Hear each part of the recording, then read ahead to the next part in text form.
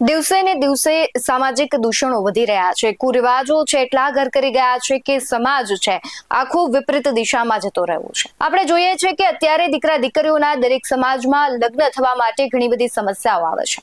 દીકરીઓ છે ઘણી બધી ડિમાન્ડ કરે છે અને એ ડિમાન્ડ કદાચ દીકરાવાળા નથી પહોંચી શકતા, એટલા માટે ક્યાંક લગ્ન જીવન છે તેને લઈને અનેક સમસ્યાઓ ઊભી થઈ રહી છે। આ બધાની વચ્ચે સામાજિક કાર્યક્રમો થતા હોય છે અને ત્યાં સમાજના જ્ઞાતિજનો હોય છે, અગ્રણીઓ હોય છે, એ આવતા હોય છે ને એવી જ રીતે લેવા પટેલના સમૂહ લગ્ન હતા અને એમાં જયેશ રાદડિયા કે તેમનું ખૂબ મોટું નામ છે અને આપણે જોતા હોય છે કે સમાજ માટે તે ઘણું બધું કરે છે અને સામાજિક જ્યારે કાર્યક્રમો હોય છે ત્યારે તે અગ્રસ્થાન હોય છે। તેમનું ઘણા બધા તે સમૂહ લગ્નનું આયોજન કરે છે, દીકરીઓને કહેવાય છે કે ખૂબ મોટું દાન કરે છે અને આ બધાની વચ્ચે જયેશ રાદડિયા કાર્યક્રમમાં ગયા હતા, ત્યાં તેણે દીકરીઓને પિતાની પાઘડી સાચવવાની અપીલ કરી હતી। સમગ્ર વિડીયોમાં જયેશ રાદડિયાએ શું કહ્યું છે અને હાલની જે સમાજની પરિસ્થિતિ છે તેના વિશે જ વાત કરવી છે। નમસ્કાર, ગુજરાત BS9 TV ન્યૂઝમાં આપની સાથે હું ભગવતી વિશાવડિયા। સામાજિક દૂષણો એટલા વધી ગયા છે કે સમસ્યાનું કોઈ પાર નથી રહ્યો। કોઈ પણ સમાજ હોય, આર્થિક સદ્ધરતા હોય કે ના હોય, જે સમાજના લોકો છે તેમણે અમુક રિવાજો છે તેને લઈને જ કહેવાય છે કે હવે બધી ડિમાન્ડો છે પૂરી કરવી પડતી હોય છે અને તેને લઈને ક્યાંક અત્યારે સમાજ પીડાઈ રહ્યો છે। યુવાનો છે લગ્નથી ભાગી રહ્યા છે કારણ કે લગ્નમાં જે ખર્ચાઓ કરવામાં આવે છે અને ત્યારબાદ કહેવાય છે કે મસ્ત મોટું તેના પર એક ભારણ રહેતું હોય છે, દેવું રહેતું હોય છે અને તેને જ લઈને યુવાનો ઘણી વખત આપઘાત પણ કરે છે।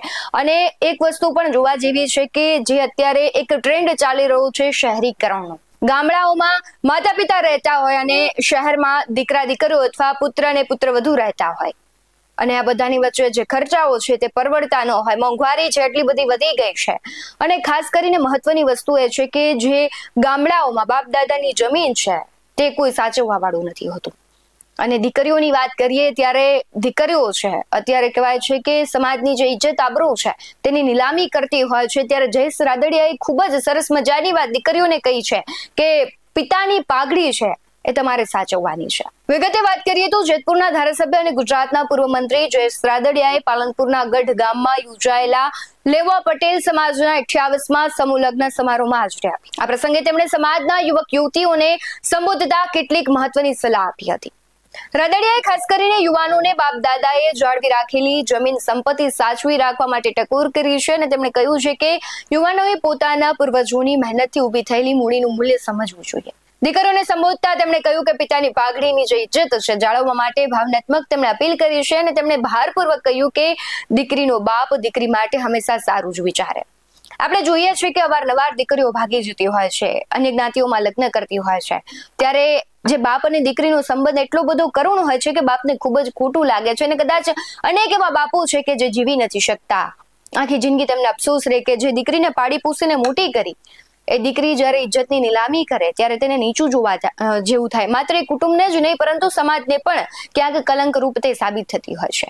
ત્યારે આ બધાની વચ્ચે ખૂબ જ સમજવા જેવી વાત જયેશ રાદડિયાએ કરી છે। શું કહી રહ્યા છે જયેશ રાદડિયા તેના પર નજર કરીએ। સમાજની સંસ્થાઓ આપણી વધારે એક જગ્યાએ ખોલવાના પ્રયત્ન કરશું તો સમાજની દીકરીઓને એક યા બીજી પ્રકારે આપણે મદદરૂપ થઈ શકશું। અભિનંદન આપું છું કે અમદાવાદની અંદર શરૂઆત કરવા માટે જઈ રહ્યા છો, લેવા પાટીદાર સમાજને અભિનંદન છે। અને બીજી એથી પણ વિશેષ મહત્વની વાત, હું રસ્તામાં આવતો હતો ત્યારે વાત થઈ કે સમાજની અંદર પાલનપુરની અંદર હોસ્પિટલ બનાવવા માટેનું પણ સ્વપ્ન વિચારે છે, એ પણ આપણા માટે જરૂરી છે।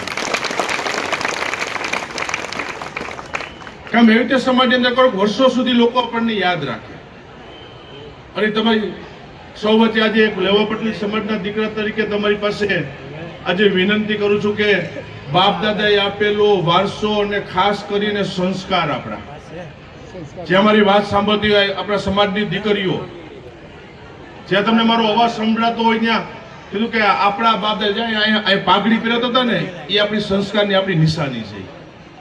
જે પાઘડી પહેરી ને વડીલો પાઘડી પહેરીને બેઠા છે એ આપણો વારસો છે, આપણી સંસ્કારની નિશાની છે।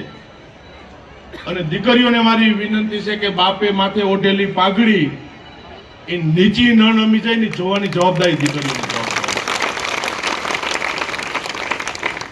અત્યારનો સમય એવો સમય ચાલતો, દીકરીને એટલું જ વિચારું છે કે જે ઘરની અંદર મેં જન્મ લીધો, જે લેવા પટેલ સમાજની અંદર મેં જન્મ લીધો છે, મારા મા બાપે કેટલી મજૂરી કરી છે, કેટલી મહેનત કરી છે, અને ત્યારે એટલું નામ કરે, ભલે બીજું મૂડી નહીં કમાણો હોય પણ તમારો બાપ તમારું નામ તો કમાણો છે, એની પાસે આબરૂ તો કમાણો હોય છે. અને એ જે માથે પાઘડી બાંધેલું ને એ નીચી ન પડી જાય ને, જોવાની જવાબદારી આવનારા ભવિષ્યમાં સમાજની દીકરીઓની જવાબદારી છે. ઘરની અંદર તમારો બાપ આખા કુટુંબનું કે ખરાબ ન વિચારતો હોય, એનો પરિવાર હોય, કુટુંબ હોય, સગાવાલા હોય, ઘરનો વડીલોનો બાપ ખરાબ ન વિચારતો હોય તો પોતાનું દીકરીનું કોઈ એનો બાપ ખરાબ ન વિચારે. બાપ ઉપર ભરોસો રાખજો અને લેવા પટેલ સમાજ તો જ આગળ આવશે. કે તમારા બાપે લીધેલો નિર્ણય તમારા સારા માટે જ લીધો હશે. એ તમારો બાપ પોતાની દીકરી માટે ક્યારેય ખરાબ નિર્ણય ન લે. અને આ જ્યારે એક લેવા પટેલ સમાજની દીકરીઓને અન્ય સમાજની દીકરીઓમાં પણ આ વાત આવી જાય ને ત્યારે ગુજરાત જે દિશામાં આગળ રહી ગયું છે ને એથી આપણે અનેક ગણોને આગળ રહીશું. મારી વિનંતી છે, વિશેષ સમય નથી લેવો, પણ આજે આ આંગણે આવીને આજે આનંદ થયો છે. કે કીધું કે રાજકીય તો અનેક જગ્યાએ કાર્યક્રમમાં ગયા છે, પણ પાલનપુર ગઢને આંગણે આજે આ લેવા પટેલ સમાજને જોઈને એક આનંદ થયો. જે દીકરી અથવા દીકરો છે તેને પાળી પોસીને મોટા કર્યા હોય, ભણાવ્યા ગણાવ્યા હોય ને એ દીકરા દીકરીઓને જ્યારે ઋણ ચૂકવવાનો સમય આવે ત્યારે તે કહેવાય કે હાથ ઊંચા કરી જતા હોય છે. દીકરાઓ છે મા બાપને નથી સાચવતા, એની જમીન સંપત્તિનું કંઈ કહેવાય છે કે ઘણા બધા એવા દીકરાઓ છે કે જે ખોટી રીતે છેતરપિંડીમાં અથવા અન્ય એવા કહેવાય છે કે રોકાણોમાં જે પૈસા ઇન્વેસ્ટ કરતા હોય છે અને પછી આખો પરિવાર છે પાયમાલ થઈ જતો હોય, કશું તેની પાસે નથી બચતો. એટલે કે તમે જે તમારી બાપદાદાની સંપત્તિ છે તેનું મૂલ્ય સમજો કે તેમણે કેટલી મહેનત કરીને બધી વસ્તુ વસાવી છે અને જમીન સંપત્તિ અને પૈસા એકઠા કરીને ક્યાં સુધી પહોંચ્યા છે.